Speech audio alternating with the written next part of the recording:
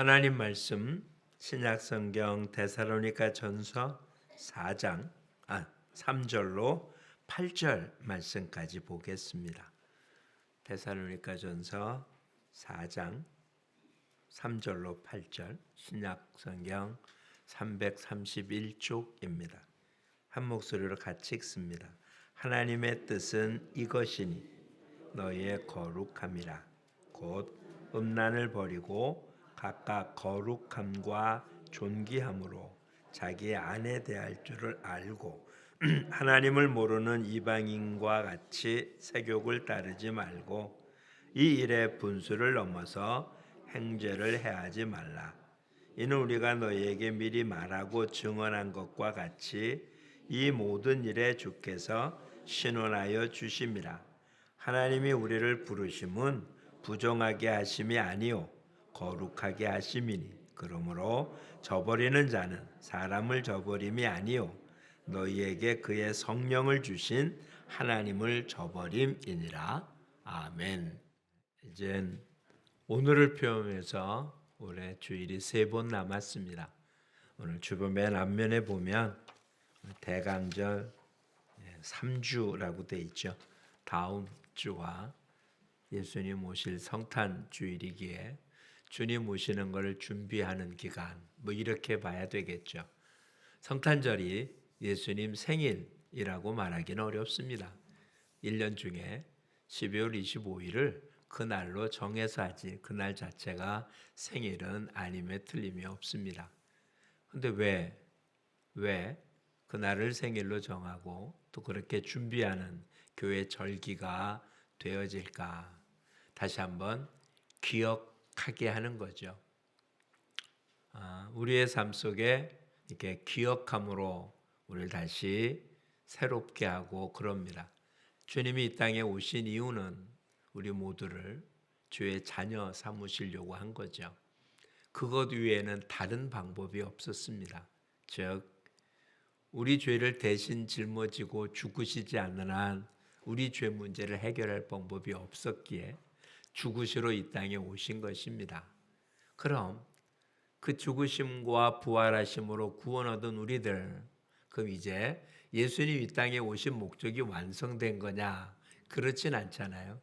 우리를 구원하신 것으로 끝난 게 아니라 구원 얻은 우리들이 이 땅을 살아가는 모습, 또 역시 예수님 이 땅에 오신 이유고, 그렇게 살아가는 우리를 통해서 열매를 맺고자 하는 것도 하나님 우리를 향한 뜻입니다. 그러니까 가장 큰 모습은 우리가 구원 얻는 거죠. 하나님의 백성이 되는 것. 이것보다 중요한 일은 없습니다. 하나님의 백성이 됐으면 이제 하나님 백성답게 살아야 되잖아요. 그게 우리의 삶의 모습이고, 백성답게 산다는 얘기는 두 가지가 되는 겁니다. 하나는 내적으로 내가 하나님의 백성다운 삶을 사는 것이고, 또 하나는 주어진 사역과 사명, 은사, 그리고 주어진 책무에 따라서 일하는 것을 의미하는 겁니다. 오늘은 우리들, 구원 얻은 우리들이 주님께서 우리에게 주신 우리 개개인의 삶의 모습은 한마디로 얘기해서 오늘 제목 그대로입니다. 거룩한 삶이죠. 이것은 예수님이 오셔서 이 땅에 주어진 모습이 아니고요. 처음부터 하나님이 인간에게 원했던 이야기인 거예요. 그런데 거룩한 삶, 즉 하나님께 영광을 돌리는 삶이 에덴 동산에서 범죄함으로 에덴에서 쫓겨났잖아요. 거룩에서 벗어난 거예요. 하나님의 자녀가 아니라 사단의 종이 돼버린 인류가 돼버린 거죠. 그런 인류, 사람을 구원하기 위해서 예수님 이 땅에 오셨고 우리를 하나님 자녀 삼아 주셨습니다. 그러면 하나님의 자녀에게 요구하는 게 뭐겠어요? 에덴 동산의 아담과 하와는 어땠다고요? 하나님과 그냥 동행했습니다. 에덴 동산에서 선언할 때 하나님 동산에 거닐 때라고 표현하셨거든요. 아담과 항상 대화를 나누고 함께하는. 그것이 깨어졌고 다시 우리는 하나님의 자녀가 됐으면 하나님 우리에게 요구하는 게 똑같은 거예요. 거룩한. 그래서 레위기 속에서는 내가 거룩하니 너희도 거룩하라. 거룩할 수 있는 방법이 이 땅에 뭐냐? 유대인들에게는 거룩한 삶을 살 수 있는 게 제사를 지내는 거였어요.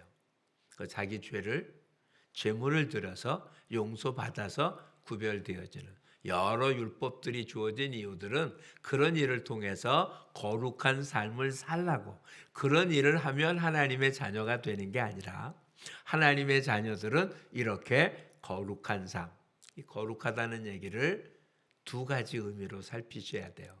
원래 거룩이라는 일은 완전하게 구별돼서 완전하다는 뜻이거든요. 근데 우리 보고 완전하라 그러면 목표는 좋지만 달성할 수 있는 사람이 아무도 없잖아요. 그래서 하나님은 거룩하신 분이에요. 완전하시니까. 근데 우리는 주의 자녀가 됐다고 완전해지지 않잖아요. 그래서 거룩이라는 단어가 우리한테 적용될 때는 완전이라는 뜻이 아니라 구별됐다는 뜻으로 사용이 되는 거예요. 즉 우리는 세상에 살지만 세상에서 구별된 사람이에요. 육신을 갖고 있지만 구별된 사람이라고요. 그러니 거룩한 삶이라는 것은 구별된 삶을 살라는 말과 똑같은 거죠. 빌립보서에서 우리는 하늘의 시민권이 있습니다. 우리의 시민권은 하늘에 있어요. 살긴 어디 삽니까? 땅에 살아요. 그러니까 땅에 살려면 땅의 방식으로 살아야 이 땅을 편안하게 살 거잖아요. 그런데 땅에 살고 육신을 갖고 있지만 구별된 삶을 살라고요. 즉 땅에 속했지만 땅에 속하지 않은 하늘에 속한 사람으로 땅의 법이 아닌 하늘의 법을 따르는 사람, 그게 거룩한 삶인 거예요. 이걸 겉으로 드러난 표현이 어떤 거냐? 오늘 본문에 보면 하나님의 뜻이 뭐라고 되어 있습니까? 하나님의 뜻은 이것이니 너희의 거룩함이라. 근데 오늘 본문에 나타난 거룩함은 영적인 이야기가 아니에요. 굉장한 육적인 이야기예요. 그것도 음란한 관계의 모습이에요. 부부 사이의 모습, 성적인 모습을 다루고 있는 게 오늘 본문이에요. 그러니까 이 당시에는 5절에 보면 하나님을 모르는 이방인과 같이 세욕을 따르지 말고, 4절 말씀에 어떻게 있습니까? 자기 아내 대할 줄을 알고. 이 당시에는 지금 우리가 생각하는 그런 식의 모습에 부부 관계를 갖고 있지 않은 게 너무 많은, 특별히 이방 사회에서는 종교적인 자체가 이런 음란한 모습을 갖고 있었어요. 그런데 그런 모습이 아닌, 그러한 모습이 아닌 거룩한 모습이라고 그래요. 7절에 그래서 우리를 부르신 것이 뭐라고요? 부정하게 하심이 아니라 거룩하다. 그 다음에 8절에는 저버리는 자는, 누구를 저버린 겁니까? 아내를 저버린 자라는 뜻이에요. 그 아내가 부정했기 때문에 버렸다, 그런 얘기가 아니에요. 본인이 부정함으로 아내를 버린 자는 누굴 버린 거라고요? 오히려 하나님을 버린 거라고요. 이 당시엔 이 문제가 가장 큰 문제였기 때문에 다뤘는데 오히려 지금도 이 문제가 작은 문제는 아니죠. 음란이라고 하는 표현의 모습이. 그런데 성경의 모습에서 그것은 단순하게 볼 게 아니라 우리 모든 삶의 모습이에요. 자, 거룩이라는 얘기를 하면서 거룩을 어디에다 지금 이야기하고 있습니까? 그냥 육체의 삶의 모습, 부부 사이의 모습에 음란한 모습이 누구를 버린 거라고요? 하나님을 버린 거라고. 그러니 거룩이라는 얘기가 영적인 얘기가 아니라 우리의 일상생활 속에서 우리가 지켜야 될 것을 못 지키면, 그러면 그냥 육체적인 어떤 걸 범한 게 아니라 뭘 범한 거 됩니까? 하나님을 버린 행위가 된다. 이런 이야기가 되는 거예요. 놓치지 마세요. 우리는 영과 육이 구별되지 않습니다. 즉 살아있는 한은 육체와 영혼이 결합되어 있는 걸 살아있다라고 표현하는 거예요. 육체와 영혼이 분리되면 죽은 거예요. 그것이 분리되는 순간 육체는 흙으로 돌아갈 거고 영은 천국이든 지옥이든 둘 중에 하나 떨어질 거거든요. 근데 우리가 살아있는 동안에는 육체와 영이 하나가 돼 있어요. 그러니까 육체적인 행위가 뭐에 영향을 미치고 영에 그대로 영향을 미치는 거예요. 그러니까 육체가 거룩하지 못하면 모두 영도 거룩하지 못한 거예요. 육체는 더러운데 영은 깨끗하다? 그럴 수는 없어요. 왜? 육체와 영이 분리되질 않으니까. 이해하시겠습니까? 성경에 나타난 대부분의 율법들은 영에 관한 겁니까? 육에 관한 겁니까? 다 육에 관한 거예요. 왜? 육에 관한 자체가 무엇을 거룩하게 하는 거라고요? 영을 거룩하게 하는 거예요. 자, 거짓말하는 것 영에 관한 겁니까? 육에 관한 겁니까? 도둑질하는 것 영에 관한 겁니까? 육에 관한 겁니까? 다 육에 관한 거잖아요. 거짓 증거하고 간음하고 살인하고 다 그걸 왜 하지 말랍니까? 육체적인 거잖아요. 근데 그걸 안 하는 게 뭐 하는 거라고요? 거룩한 거라고 지금 말하는 거예요. 그러니까 우리는 영과 육이 구별되지 않아요. 자, 근데 그럴 수 없는 게 우리들의 모습이었잖아요.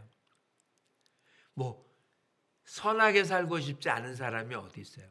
더군다나 기독자라면 정말 예수님처럼 살기 싫습니까? 아니잖아요. 근데 그렇게 안 되죠. 왜? 우리 육체가 그걸 다 수용하지 못하거든요. 행동을 못하니까. 그래서 주님이 이 땅에 오신 거잖아요. 그리고 우리 안에 성령님 허락하셨죠. 오늘 8절을 다시 한번 보세요. 저버리는 자는 사람을 저버린 것이 아니고 너희에게 누구를 주신? 성령을 주신 하나님을 저버린 거라고요. 자, 그렇다면 사람을 버린 게 아니에요. 누굴 버렸다고요? 그 사람 안에 성령을 주신 하나님을 버린 거가 된 거예요. 우리 안에 다 누가 거하니까? 성령이 거하잖아요. 그렇죠? 그러니 사람을 배반하고 사람을 멸시하고 사람을 무시하고 심하면 그를 욕하는 자는 뭐 한 거라고요? 살인한 자라고요. 그러니 기독자의 삶은 내 안에 성령님, 내 안에만 성령님 계신 거 아니잖아요. 우리 모두에게 성령님 계신 거잖아요. 또 성령이 계시지 않다 할지라도 모든 사람 마음속에 뭐가 있습니까? 영이 존재하잖아요. 그 영은 누구로부터 온 것입니까? 하나님으로부터 온 거예요. 우리 육신은 부모로부터 물려받은 겁니다. 그렇죠? 육신은 부모로부터 물려받았어요. 근데 생명은 부모로부터 물려받은 거 아니에요. 하나님이 주신 거거든요. 믿지 않는 사람이고 뭐고 이 땅의 모든 사람들, 살아있는 사람 속에 있는 영은 하나님이 주신 거예요.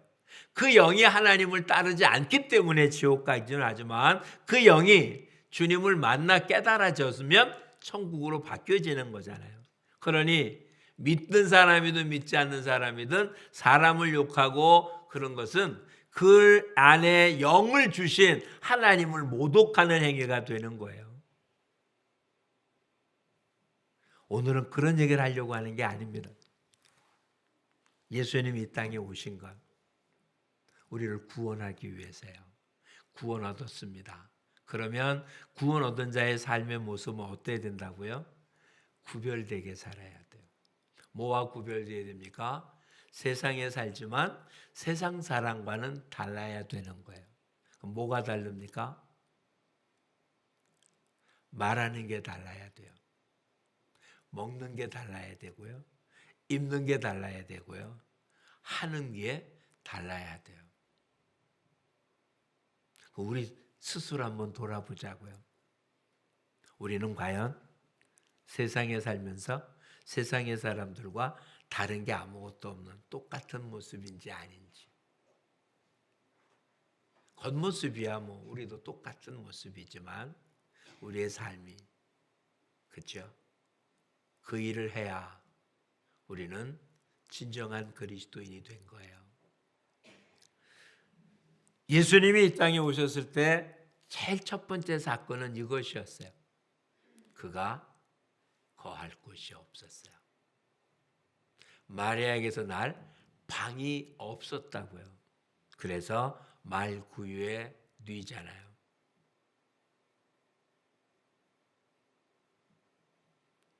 이 이야기는 예수님이 이 땅에 오셨을 때 이야기인가 동시에 지금 우리한테 똑같이 말하고 있는 거예요. 우리 안에 예수님 거할 곳이 없다고요.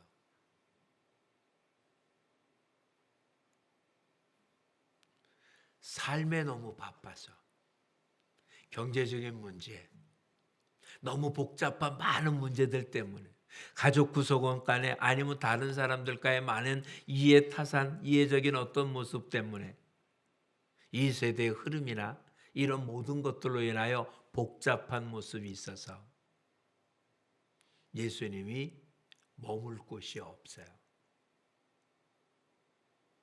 즉 예수님을 위하여 구별되어진 모습이 존재하지 않는 거예요. 왜 예수님 머물 곳이 없었습니까? 로마 황제가 호적하라고 그랬거든요. 인구조사를 한 거예요. 지금은 인구조사하면 그 조사하는 사람이 집집마다 다니면서 확인하는데 이 당시는 그게 아니라 각자 고향에 가서 등록을 해야 되니까 베들레헴 사람이었던 다윗 가족입니다. 요셉이 자기의 고향으로 갔는데 다 외부에 있던 사람들이 고향에 다 왔으니까 머물 곳이 없어진 거예요. 이미 그곳을 떠났으니까 자기 살고 있는 본집은 없습니다. 많은 가족이 있는데 혼자 떠난 게 아니라 다 떠났기 때문에 없으니까 외부에서 온 사람들은 다 여관에 존재해야 될 수밖에 없는데 이미 먼저 온 사람의 방을 다 차지해서 자리가 없었던 거예요. 예수님 날 방조차 없었다고요. 오늘 저와 여러분의 삶이 어떻습니까? 주님 거하는 방이 저와 여러분의 삶 속에 있습니까? 우리 가정 안에 예수님이 거하는 방 있습니까? 그것은 준비되어진 방이 아닌 거예요. 다시 한번 앞에 있는 제목을 봐주시죠. 뭐가 준비되어야 된다고요? 거룩이에요. 우리는 지금 구원받으려고 예수님을 영접하는 게 아니에요. 이미 우린 구원받은 사람들이잖아요. 구원받았는데 예수님이 내 삶 속에 거할 방이 없는 건 구원 얻은 우리들이 세상에서 구별된 모습이 아닌 세상 사람들과 똑같이 흥분하면 욕합니다. 분노해서 싸우고 시기하고 질투하고 꽁해서 누군가를 전혀 이해하려고 안 하고 분명 우린 다 똑같은 문제들이 있습니다. 그런데 요즘 나온 통계로는 기독교인이나 기독교인이 아닌 사람이나 이혼율이 같다. 그러니까 세상 사람들이 하는 일이나 믿는 사람이 하는 일이나 차이가 없는 사람이니까 어느 정도는 같을 수 있지만 그게 같다면 뭔가 문제가 생겨요. 믿는다는 게 도대체 뭡니까? 아무것도 없잖아요. 그럼 그렇게 한 사람들이 그럼 예배드리러 안 나오냐? 예배드리러 나와요. 성경 자체에 이혼을 완전히 해서는 안 되는 일이 아니에요. 이혼을 할 수 있습니다. 근데 그렇게 쉽게 할 수 있는 일은 아닌 거예요. 사도 바울은 고린도 교회 보낸 편지에 뭐라고요?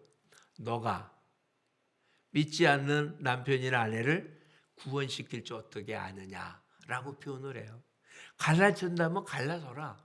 근데 너로 하여금 구원 얻을 줄 어떻게 아느냐. 그게 구별된 삶의 모습이에요. 얼마나 고통스럽겠어요. 이 당시엔 더 그러죠. 종교가 다른. 종교가 하나 있고 없는 게 아니에요. 다른 종교를 가진 사람이 함께 산다면 얼마나 갈등이 심했겠어요. 그런 심한 갈등을 그냥 헤어져도 된다라고 말을 합니다. 근데 뭐라고요? 너로 인하여 그가 구원 얻을 줄 어떻게 아냐? 라고 표현하고 있어요. 그만큼 희생을 강조하고 있습니다. 강요하고 있죠. 근데 문제는 희생을 원하지 않는다는 거예요. 거룩한 삶을 이루기 위해서는 내 육신이 원하는 많은 것들을 포기하고 내가 아닌 다른 이에게 맞추는 그런 헌신의 모습이 없으면 불가능합니다. 근데 우린 지금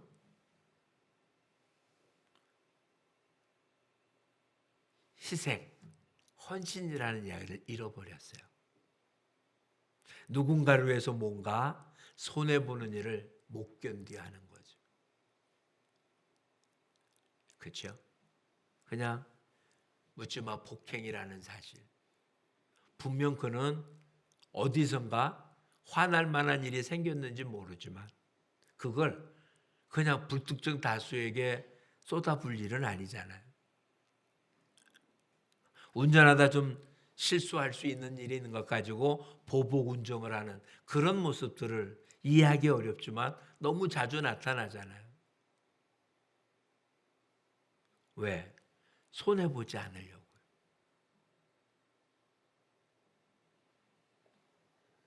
지금 전쟁이 일어나고 있는 팔레스타인 지역의 모습은 어떻습니까?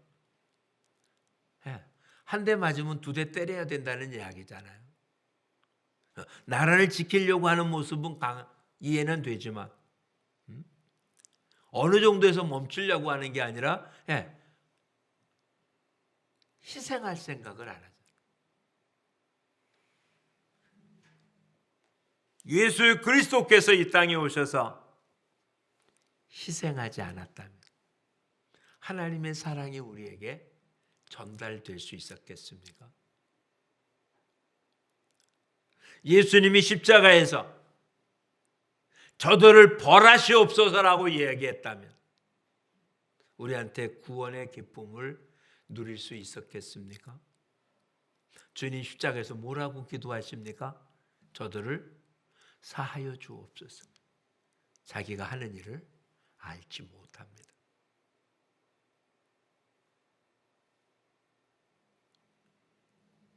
거룩한 삶, 그리스도의 사랑을 잊고 하나님의 생명을 얻은 우리의 육신의 모습에서 기독자가 해야 될 주님과 함께하는 주님이 거할 수 있는 방을 마련해서 주님과 동행하는 삶의 모습에 우리가 갖춰야 될 모습입니다. 사랑의 실천 가운데 나타나는 헌신, 희생입니다. 이게 없으면 주님은 우리 안에 머물지 못합니다. 있어도 아무런 일을 안 하십니다. 왜? 기독교 역사 가운데 지난 과거에 정말 교회사에 나타난 엄청난 일을 했던 위대한 신앙의 선배들이 존재했나? 그때는 하나님의 성령 역사가 강했고 지금은 희미해서 그러나 너무 오랜 시간이 지나서 하나님의 능력이 쇠해졌나? 절대 그렇지 않잖아요. 하나님은 변함이 없으셨잖아요. 근데 왜 우리한테 나타난 일은 그럴까? 이론 단순한 거잖아요. 지금은 하나님의 사랑을 입은 우리들이 하나님의 사랑을 실천하기 위하여 거룩한 삶을 위해서 희생하고 헌신하는 일이 점점 적어졌기 때문에 힘들고 어려운 건 이해가 됩니다. 그렇죠? 근데 그 힘들고 어렵다는 이유로 아이를 낳는 일을 포기합니다. 어린아이를 양육한다는 게 얼마나 힘든 일인지 충분히 이해가 됩니다. 그런데 그 일을 포기합니다. 왜?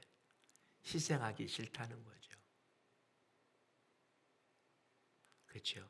그게 지금의 세대입니다. 그리고는 충분한 이유가 있습니다. 아이를 기를 만한 여건이 안 되고 물질이 그렇고 뭐가 안 돼요. 충분히 이해가 됩니다. 그게 아무리 이해가 돼도 가장 근본적인 이유는 아이를 양육하고 키우는 동안 하는 그런 희생과 헌신을 하기 싫다는 거잖아요. 그게 포기되는 순간 거룩한 삶은 무너져 버린 거예요. 오늘 본문을 봤던 데살로니가 교회, 지금 사도 바울은 뭐라고 그를 칭찬하고 있습니까? 1장 3절에 믿음의 역사와 사랑의 수고와 그리스도에 대한 소망의 인내를. 믿음에는 역사가 나타나게 마련이고 사랑에는 뭐가 있다고요? 수고가 있다고. 그 수고하면 얻어지는 대가가 있습니까? 아니에요. 사랑의 수고는 대가를 바라지 않기 때문에 헌신과 희생만 있는 거예요. 하나님이 우리를 사랑해서 우리한테 어떤 대가를 바랬냐? 아니요. 예수 그리스도를 보내주어서 죽기까지 복종하고 우리에게 피 한 방울, 물 한 방울 남김없이 다 쏟아 부어 주신 거예요. 그게 사랑의 수고인 거예요. 그런 삶을 우리에게 지금 요구하고 있는 거예요. 우리가 그런 희생과 헌신을 통해서 생명을 얻었기에 우리가 일상 우리의 삶 속에서 서로 다른 남녀가 만나서 하는 것이 결코 쉽지 않지만 서로 헌신하고 희생함으로 하나님의 뜻을 이루기를 원하는 거예요. 이 땅은 적당히 거짓말하는 게 살기 편안한 게 분명해요. 그렇죠? 이 땅은 걸리지 않으면 죄가 아니에요. 그렇잖아요. 아무리 엄청난 일을 해도 법적인 하자가 아무리 있어도 그것이 법정에서 어떤 문제가 생기기 전까지는 그걸 죄라고 인정하지 않아요.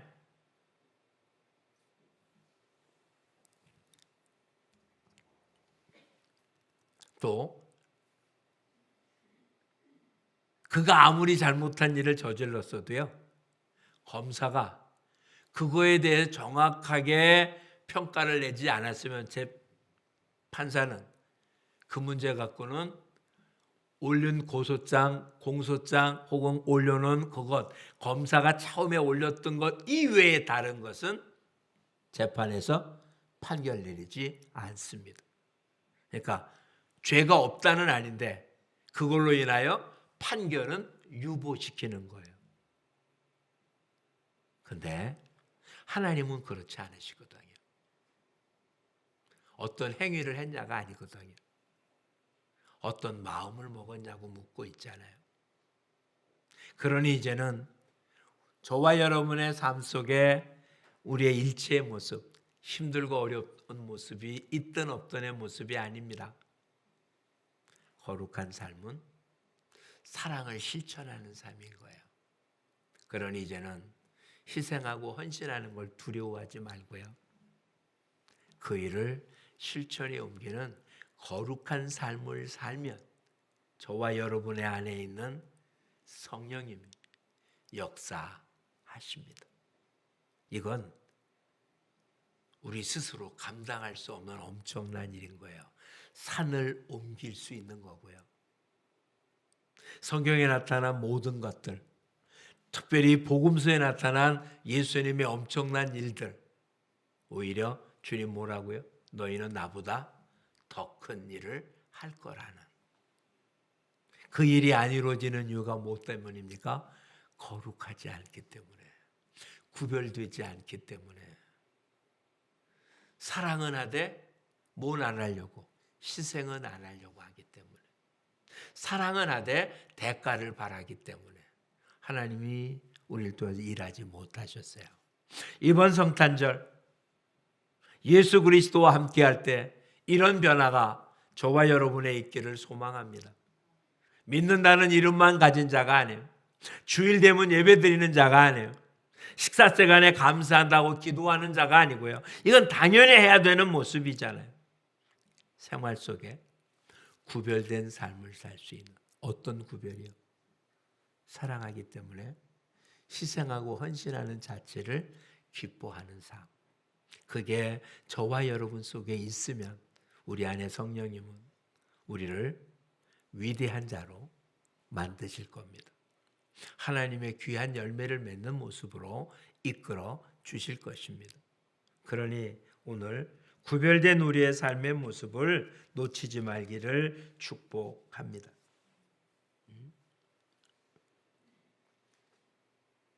하나님 우리를 부르신 일은 뭐 때문에 불렀다고요? 거룩하게 하시려고. 3절에 하나님의 뜻은 뭐라고요? 거룩이라고요.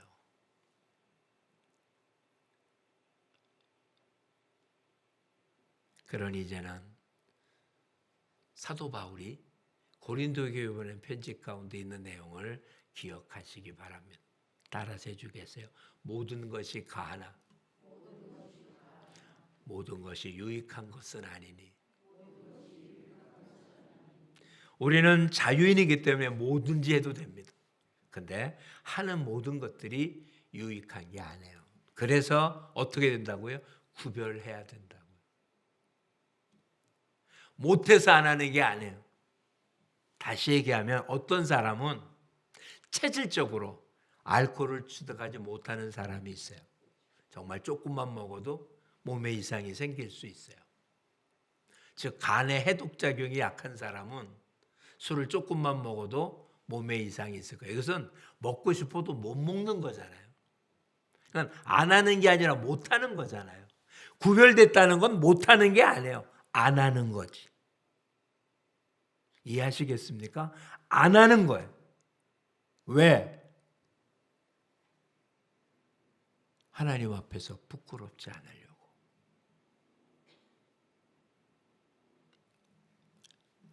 저와 여러분에게 허락되어진 수고하고 애쓴 물질은 우리가 쓸 수 있는 권한이 있잖아요. 근데 왜 11조를 하고, 왜 감사헌금을 내고, 왜 다른 사람을 돕는 데 사용합니까? 법이 정해졌어요. 그런 식으로 정해진 11조라는 건 그건 하나님께 드리는 헌물이 아닙니다. 즐겨내지 않으면. 11조기 때문에 냈다면 이건 세금이지 헌금이 아니잖아요. 그걸 즐겨낼 수 있는 이유는 뭡니까? 네. 왜 구별합니까? 하나님이 허락하신 거죠.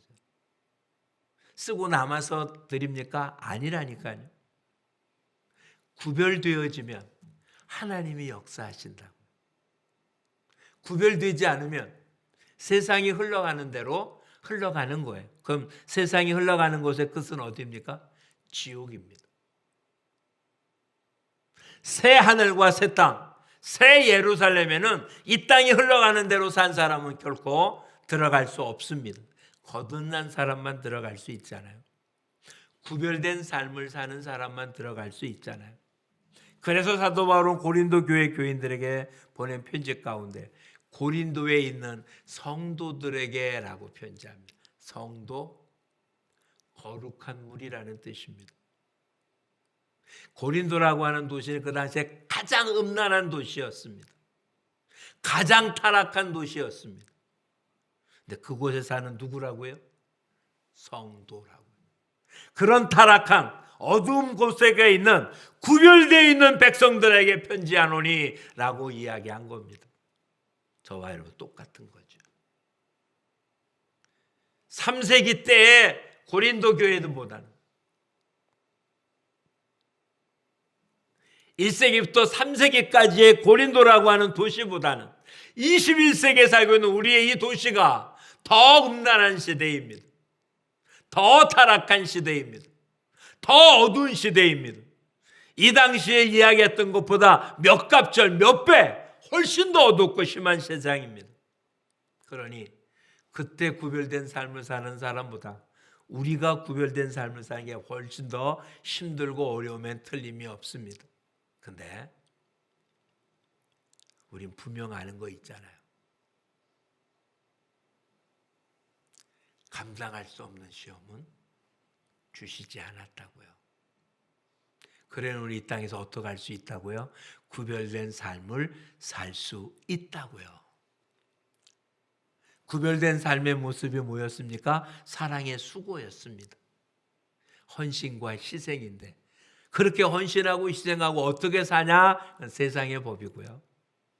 그렇게 살아도 살 수 있도록 성령님 힘 주신다고요. 감당할 수 있다고요. 우스갯소리처럼 해야 되잖아요. 개그 프로그램 속에 달인이라는 프로그램이 있었잖아요. 구별된 삶을 살아보셨습니까? 안 했으면 말하지 마십시오.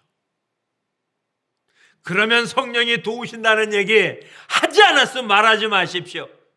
믿으면 된다는 말 하지 마십시오. 기도하면 된다는 말 하지 마십시오. 구별된 삶을 사는 사람에게 기도하면 응답이 있는 것입니다. 100% 완벽하게 구별된 삶을 산 사람이 아닙니다.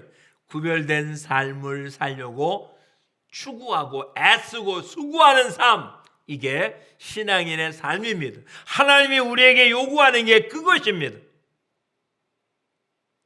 하나님의 뜻은 이것이니 거룩이라. 주님 우리에게 구별된 삶을 원하십니다. 그래서 저와 여러분을 사용하기를 원하십니다. 그러니 이제 지식적인 수준으로 누군가를 평가하고 잘했다 못했다 하고 등수를 매기고 그냥 두부 못 자르듯이 그런 모습 하지 마시고요. 이젠 하나님 우리를 위해서 독생자를 허락하신 것처럼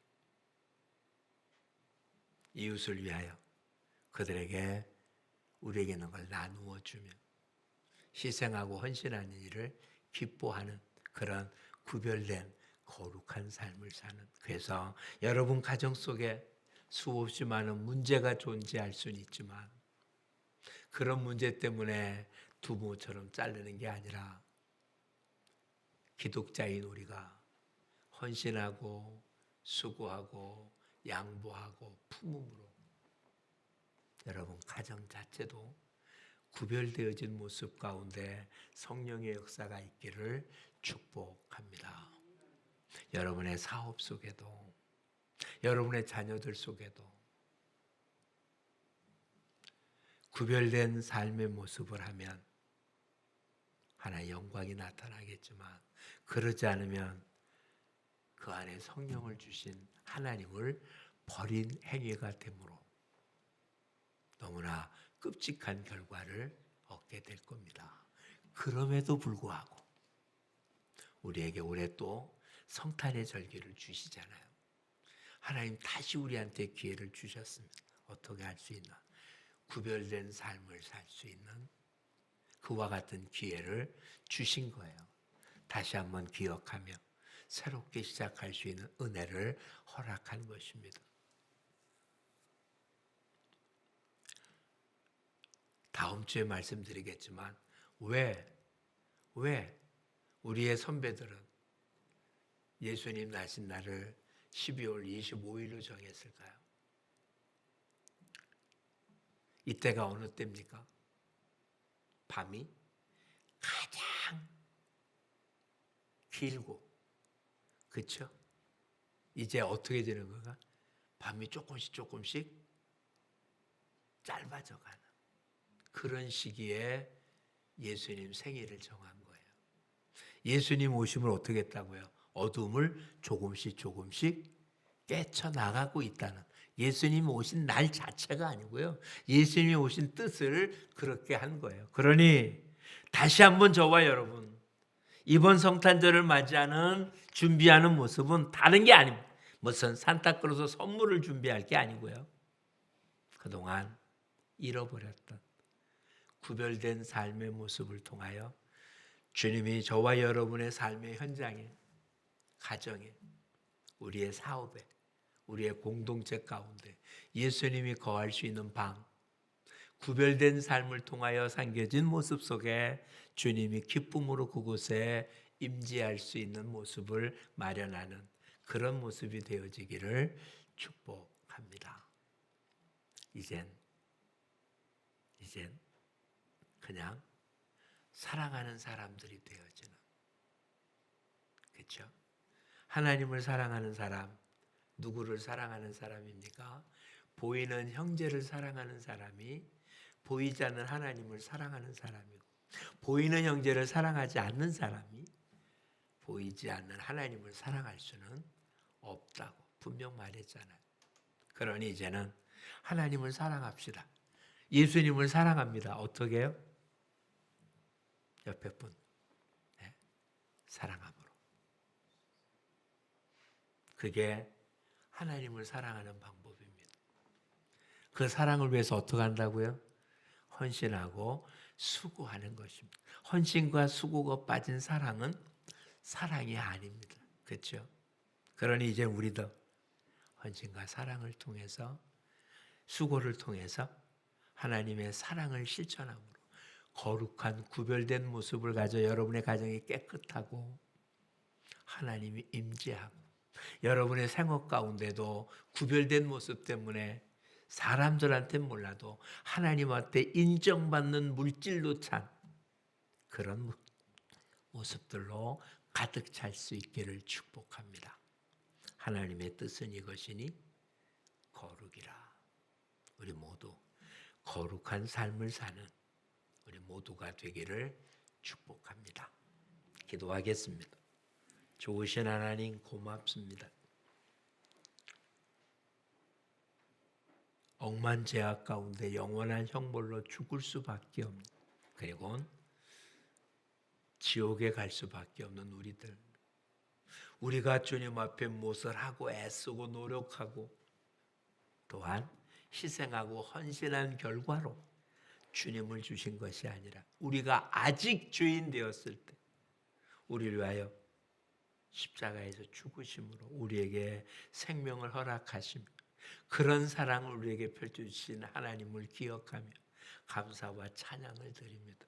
우리는 이렇듯 1만 달란트의 엄청난 죄의 값을 탕감받아 놓고도 일상 우리의 삶 속에서는 주님 조그만 헌신, 수고, 희생을 아까워하며 나를 붙잡고 살아서 주님이 거할 자리를 마련하지 못한, 그러면서도 주의 이름을 부르며 성도라고 살아온 저희를 용서해 주시고, 이제 주님 다시 한번 성탄의 절기를 맞이하며 거룩한 삶, 구별된 삶, 사랑의 실천의 삶을 통해서 주님과 동행하는, 주님이 거하는 방을 마련해 놓은 우리의 삶, 가정, 일터가 되게 도와주시옵소서. 저희들의 이러한 수고와 애씀이 이 땅에 복음을 증거하는 깃들이 되어지고 하나님의 사랑을 누리는 역사가 일어나게 도와주옵소서. 믿음의 역사, 사랑의 수고, 소망의 인내가 넘치는 그런 교회, 그런 가정, 그런 성도가 되게 하여 주옵소서. 예수님 이름으로 기도합니다. 아멘.